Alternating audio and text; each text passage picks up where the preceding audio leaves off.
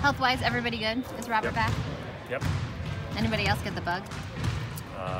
Knock on wood, not that I know of. So after another week, do you feel like the offense is more in rhythm than it was when the game stopped? We had so much to improve on both ends, and you know, I think we're a little bit better, which is good. I think that we had, you know, I'm not sure that we weren't. It wasn't possible to improve off of a couple of our preseason performances, but you know, I feel like we've had a good week, which is good, and you know, obviously we've got a heck of a tough week coming up. What are you kind of looking for this week, aside from wins and losses and all that? What kind of things are going to be indicators to you that things are progressing as you kind of? Yeah, I mean, you're going to make mistakes. It's early part of the season. You're going to make mistakes in the later part of the season. It's, do you move on to the next play? Do you play with great intensity? Do you play with multiple efforts all the way through? Do you share the ball? Do you do little things that help teammates have success? And you know, and we'll be able to get a lot of information this week, and you know, as we have somewhat thus far. But I think when the regular season kicks in, it's obviously a little bit different. Brad, what have you seen from Daniel Tice as he works his way back? And yeah, I thought Kyrie and Gordon had a really good week last week, and probably not all that surprising after both dealing with little setbacks injury-wise. They both had 3 good days of practice, and I thought those two and Daniel stood out as the guys that probably made the biggest jumps in 1 week. You know, I think that just like those guys, we haven't talked about him as much, but his, you know, it's different to come back from an injury and have to play, you know, be asked to go full speed right out of the gate. He's done a good job now of progressing, and he had a good week. When you said jumps, what specifically did you see from them that really improved? Well, I just thought they were all probably more comfortable in knowing when to be aggressive, but also much more aggressive. And then Daniel, you know, we played Daniel a lot with our second team, and kind of rotated Baines and Horford so that Daniel would get more reps. And I think sometimes you just need more reps. So all 3 felt like they made good strides. Do you ever think about your team in terms of potential, or do you just dismiss that as the next game is all that matters? You always think about your team as terms of potential, but you know that you're building to try to get there. You know, the thing that you want to say at the end of every season was that we gave ourselves a great shot because we all played to our strengths. And you know, I think that that's something that we'll shoot for with this team, just like we have with every other team, and let the chips fall where they may.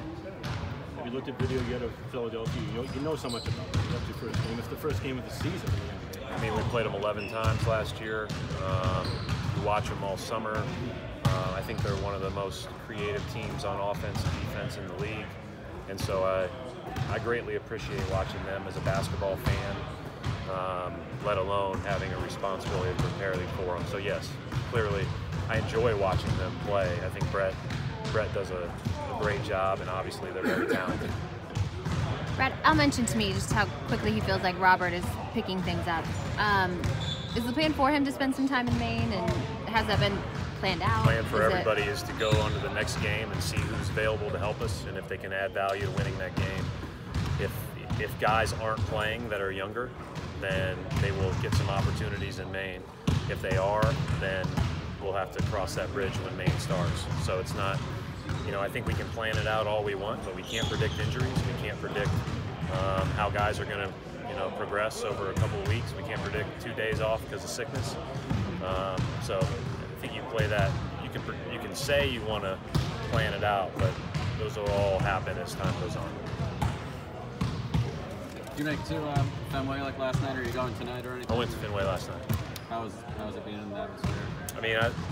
I get such a kick out of being a fan and just enjoying that. Obviously, it didn't turn out the way we wanted last night, but you know, hopefully they'll get tonight. And I think that it's just special to get a chance to do that here, you know, with all these teams. But certainly the Red Sox have had a historic year.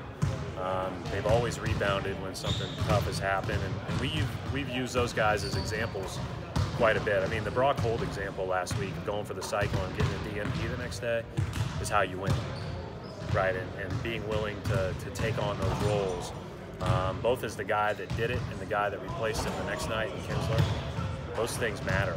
And you know, they've set a great example for us as we move into a new year. How did that come up? Did you show that in like film session or like? We talked about it a little bit in film, but I mean, everybody knows it. Everybody's paying attention to what's going on. And you know, all of us, whether we're transplanted or not, become fans of the teams here. And you know, for me, my first year here, the Red Sox won the World Series, and that was a couple months after we moved. And you know, ever since then, I'd say our whole family's been hooked, and you know, it's just a blast to go over there and watch them work. And Coach Cora and their whole organization's had a heck of a year. We hope it lasts a few more weeks. Have you gotten to know Alex at all? A little bit. I was at their first practice of the year, so I spent some time with him there and talked to them down in Fort Myers a little bit, and then have just watched admiringly from afar. You know, I think he's got a great pulse on people. I was talking to a hockey player the other day, a Bruins player. He said it's unbelievable to play in a city where every team could win a championship. Yeah, I mean, it's just unique. And I think that we're really lucky we're all really lucky, the 4 major professional sports teams, to get a chance to represent Boston. I mean, that's just a really, really unique, unusual opportunity. Thank you.